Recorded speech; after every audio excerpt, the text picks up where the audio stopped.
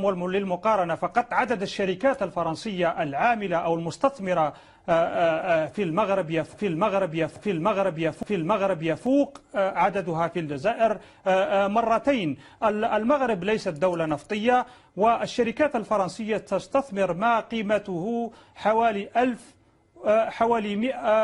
أعتقد مليار و300 مليون يورو في المغرب بجانبي لو تشوف التنظيم فيها، انا راني مع وجهة نظري مع البوليزاريو مهما كان، ولكن اعرض في المغرب. روح واحد ضد بوتفليقه يجي للجزائر.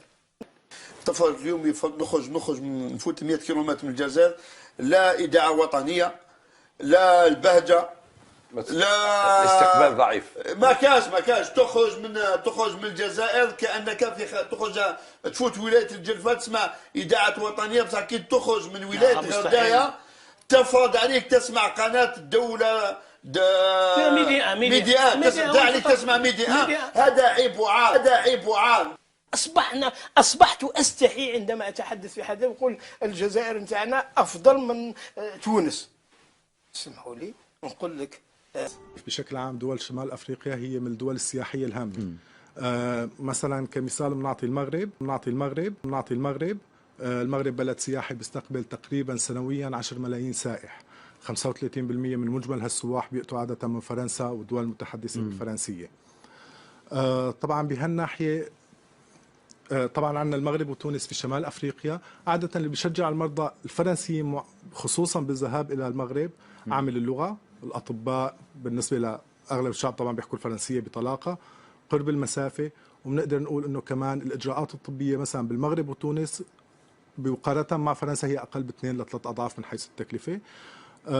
طبعا في احصائيات بتقول مثلا لنشوف تاثير السياحه العلاجيه على دخل المغرب او على اقتصاد المغرب، وهو من الاقتصادات الواعده حاليا بشمال افريقيا، بافريقيا بشكل عام طبعا وخاصه بشمال افريقيا. في احصائيات بتقول انه بالمغرب تجرى شهريا 1200 عمليه تجميل، 15% من هالعمليات التجميل تجرى لمرضى اجانب. طبعا هذا لا يتضمن المرضى المغاربه او من اصل مغربي المقيمين خارج المغرب وممكن يجوا يعملوا الاجراءات خلال فتره اجازاتهم. فطبعا من هون بنشوف انه المغرب فقط في جراحات التجميل عم بيستقبل 2000 مريض سنويا.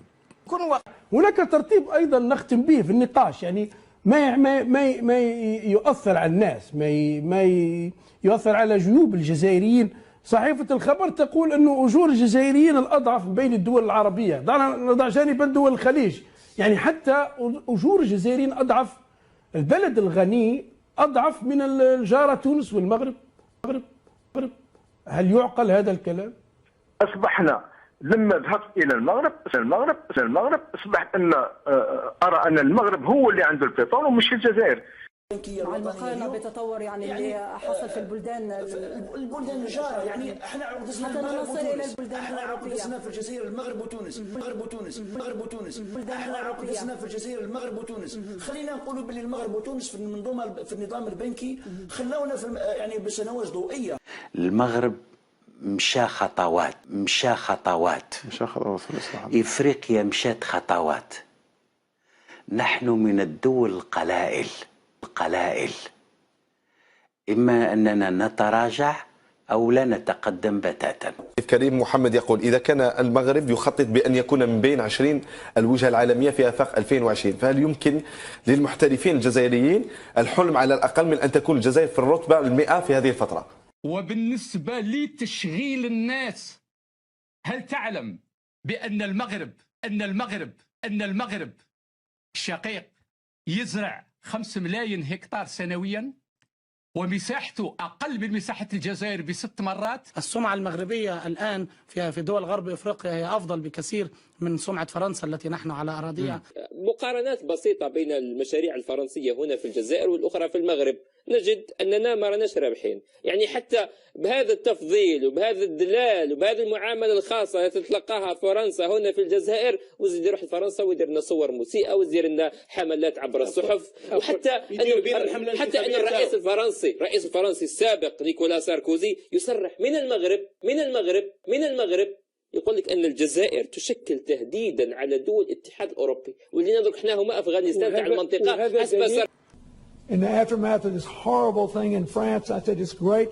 He's going to Morocco. The king of Morocco is a direct descendant of the Prophet Muhammad. Ordered the total restoration of every standing synagogue in the country. Think about that. And the Moroccan Jews that went to Israel have been told that if any of them want to come home ever, they will be welcome to their ancestral land and treated equally as brothers and sisters. That's the kind of future we got to build. Inclusive politics, inclusive economics. And وهنا تكمن المقارنة والفارق الشاسع بين المغرب والجزائر. في فرنسا كنت دائما عصبية المزاج وتثقلني الهموم والمشاكل، لكن هنا كل شيء على ما يرام، أحس بالراحة والحياة رخيصة جدا. التمتع بأشعة الشمس وادخار بعض المال أمران يحفزان الفرنسيين على القدوم إلى المغرب. سنويا أكثر من 40,000 متقاعد فرنسي يغادرون وطنهم لتمضية 6 أشهر في المغرب. يغادرون مع بداية فصل الخريف هربا من البرد الأوروبي اللاذع، ويلتحقون بالمخيمات في أغادير حيث يوجد قرابة 54 مسكن سيار.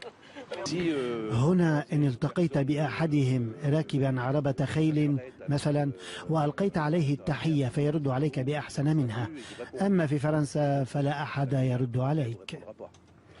العديد من الفرنسيين قرروا بعد زيارة المغرب للسياحة أن يصبحوا من الفرنسيين المقيمين هنا، وبالتالي اشتروا شققا للاستقرار نهائيا. طبعا بشكل عام نحن ما بنتعامل إلا مع مراكز ومشافي معتمدة دوليا حاصلة على الآيزو أو التيموس اللي هو عبارة عن مشعر خاص بالجودة بالنسبة للمرضى الأجانب. وبالنسبة للمغرب وتونس فعليا حاليا عندهم عيادات ومشافي على مستوى عالمي، أطباء عندهم خبرة واسعة، أغلبهم أنهوا دراساتهم تدريبهم بين فرنسا والولايات المتحدة الأمريكية، وحاليا التركيز على إذا بدنا نقول الجودة اللي عم تقدمها المراكز الطبية كخدمات متكاملة، يعني خدمات قبل العلاج، خلال المعالجة وبعد المعالجة، فعم بيجي الموضوع كباكج كامل للسائح. وفعليا المغرب وتونس عم بيشتغلوا بخطوات سريعة بمجال التطوير. في المرتبة 5 إفريقيا من حيث عدد السياح الأجانب الوافدين إليها خلال 2013 بواقع 2.7 مليون سائح أجنبي، في ظل توافد أضعاف السياح إلى دول الجوار بواقع 10 مليون سائح في المغرب مثلا، وعائدات من قطاع السياحة تفوق 6 ملايير دولار من كل في مصر والمغرب. المغرب العربي الحصن الحصين للأمة العربية والإسلامية عبر التاريخ. المغرب العربي اللي انت بتتكلمي عنه بشكل لا يليق، المغرب اللي قلتي ان عنده دعارة. طيب ما احنا عندنا في مصر دعارة، طيب ما هو في كل بلاد الدنيا دعارة، لكن فيه كمان في المغرب رجال أشداء، رجال حافظوا على الدين الإسلامي عبر تاريخه، هم اللي فتحوا الأندلس. أيوه، ولما اتفتحت الأندلس من المغرب العربي، لما كان طارق معاه موسى بن نصير عبروا بجنود مغاربة أشداء، ولما النصارى حبوا يوقعوا الأندلس أكتر من مرة، اللي أنقذهم 4 مرات عبر التاريخ كانوا المغاربة، يعني فتحت الأندلس. المغرب ذهب منفردا، واحنا حتى شفنا تعاون مع الجايكا اليابانية اللي هي زي الايد الامريكي في افريقيا، ومع بعض البنوك المغربية.